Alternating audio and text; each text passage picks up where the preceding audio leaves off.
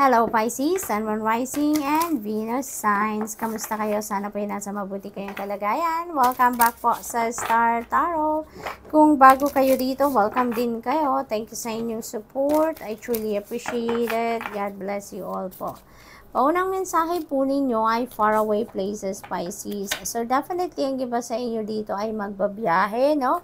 And that could be a long distance travel. So, yung travel na to, that could be related to business, no? That could be related to trabaho, that could be related to your career, no? That could also be study, maaaring ganun din ang ganap, no? Or siguro, nasa trading, no? Ang iba sa inyo dito nasa trading business. So, navigating by the stars, ayan. So, ang sinasabi din sa inyo dito, Pisces, na sundin ninyo kung ano yung gusto ninyo. Sundin ninyo kung ano yung pangarap ninyo. Sundin ninyo kung ano talaga yung siguro, yung minimithi ninyo sa buhay. Dahil yun ang makakapagpasaya sa inyo, no? Sundin ninyo kung ano ang makakapagbigay sa inyo ng kasiyahan, because you deserve it, Pisces. You deserve it. Every one of us deserves to be happy, no? Deserves a good life. Kaya kung meron kayong pagkakataon, merong opportunity dyan, take advantage of that, no? Lalong-lalo na kung yan talaga ang gusto ninyong mangyari sa buhay ninyo.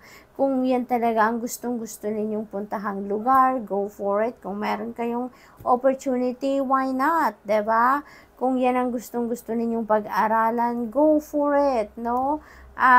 If, 'di ba nga, merong mga kasabihan na kung walang opportunity na nandiyan dyan, if that's what's gonna make you happy, then create that opportunity for yourself, hindi ba? Kaya, it feels like to me na push ito sa'yo ng spirit ngayon, Pisces, no?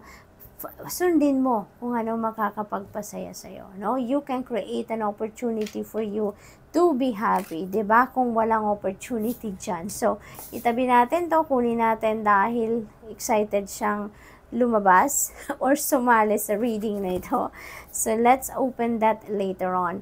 So, we have vast vistas. Ayan, expand your horizons. Get ready for new horizons, and dito rin expand your horizons. So, looks like maraming opportunity dito ang parating sa inyo, no? Iba't ibang sitwasyon natin, no?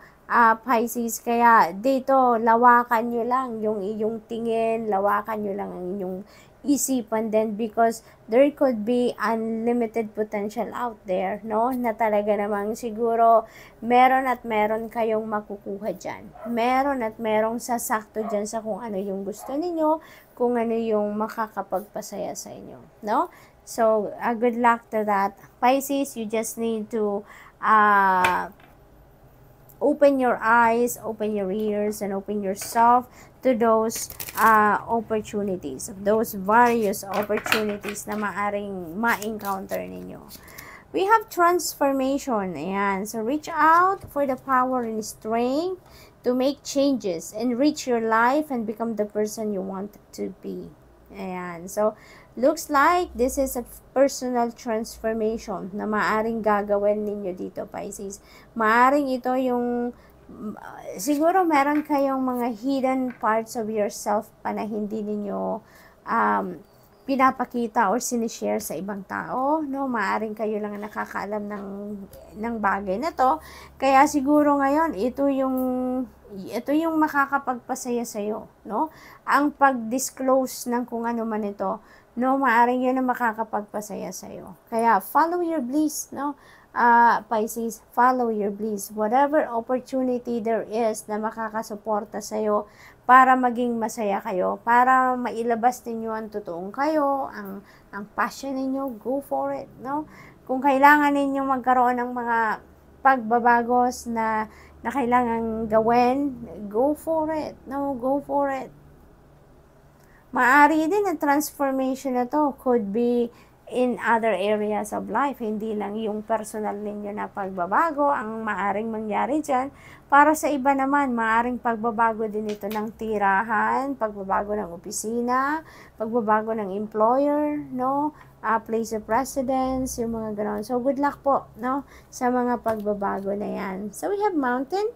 Know that you are protected as you face challenges but remain cautious. Ayan. So, divinely guided kayo sa lahat ng mga ganap na ito sa buhay ninyo. You are divinely guided, protected, and guarded, no?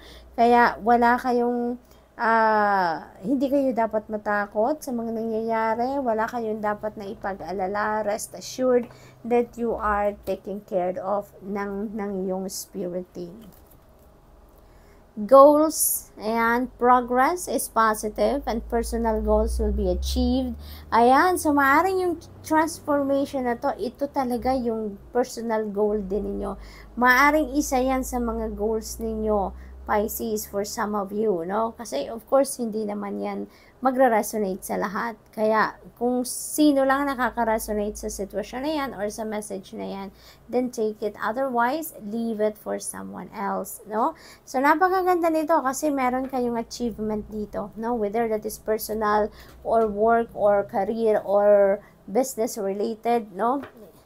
Meron kayo ditong makukuha na. Meron kayong maa-achieve na talaga, no? So, your effort is going to pay off, no? Dito, Pisces. So, what else? Ay, buksan pala natin ito, yung kanina. So, we have 9 of Cups. Holy moly! Excited siyang lumabas na una na siya sa lahat. 9 of Cups is really a beautiful energy because unang-una, this is a wish fulfillment energy. So, maaring meron kayong wish dito na magka-come to fruition na talaga, no? So, your wait is over, no? Para dito sa kung ano man ang wish na ito. Finally, marireceive nyo na ito, no? So, good luck to that. And congrats din kasi magiging masayang-masaya kayo dito. Dahil of course, no? Ito yung gusto ninyo at ibibigay na sa inyo ng Divine Universe. This is also a time for falling in love. This is also a time for happiness. You know, kaya isang exciting period ito para sa inyo, Pisces. So, good luck to that. So, what else? We have the Hermit energy. So, dito naman sa Hermit energy, you know, ano to panawagan ito sa inyo. This is an invitation for you na mag-solitude kayo, no? Kailangan ninyo na spend time alone dahil siguro marami kayong downloads dito na maaring pinapadala sa inyo pero hindi ninyo naririnig, hindi ninyo napapakinggan dahil siguro preoccupied kayo lagi, busy kayo lagi, no? And when our body is busy at saka yung isip natin gumagana din at the same time, talagang yung mga intuitive messages na yan, most likely hindi nyo talaga yan maririnig. Kasi parang bulong lang yan sa atin. Napakahina, no, ng sound niya, ng boses na maririnig ninyo. Kaya, maaaring kung busy kayo, maaaring hindi niyo talaga yan mapansin. And there could be downloads dito na very important na matutunan ninyo or marinig ninyo because that is guidance, no? Ang daming ganap dito sa buhay ninyo, may pagta-travel, meron ditong pagbubukas ng bagong pinto sa inyo, mga bagong opportunities, may mga pagbabago, and maybe you need that guidance from the divine, no?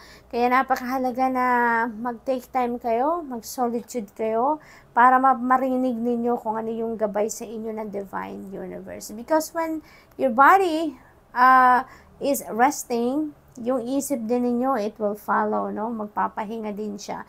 And when your body is rested and isip ninyo then quiet, then that is when you are going to hear talaga your intuition. Your soul is going to speak to you as well. Kaya napakahalagang pagbigyan ninyo, no, ang spirit dito, ang mensahe sa inyo ng spirit dito na mag-solitude kayo. Okay?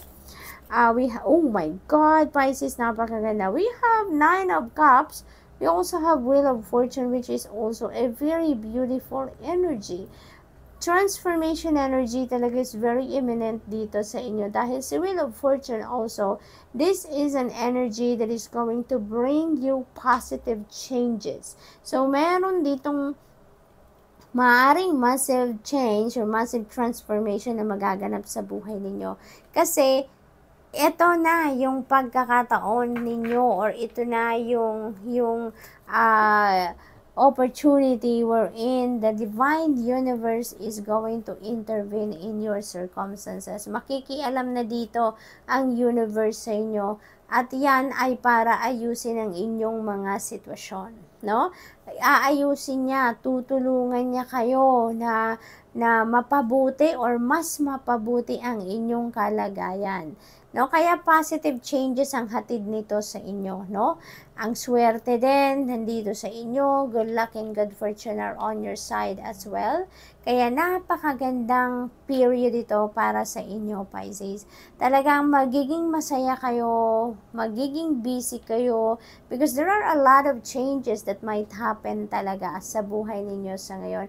And that is for the better, no? That is the universe intervening dito sa buhay ninyo to rearrange your life dito para sa kung ano ang ikakabuti ninyo. So, congrats and good luck to that. That's all I have for you for the week. Thank you for watching Love and Life. Namaste.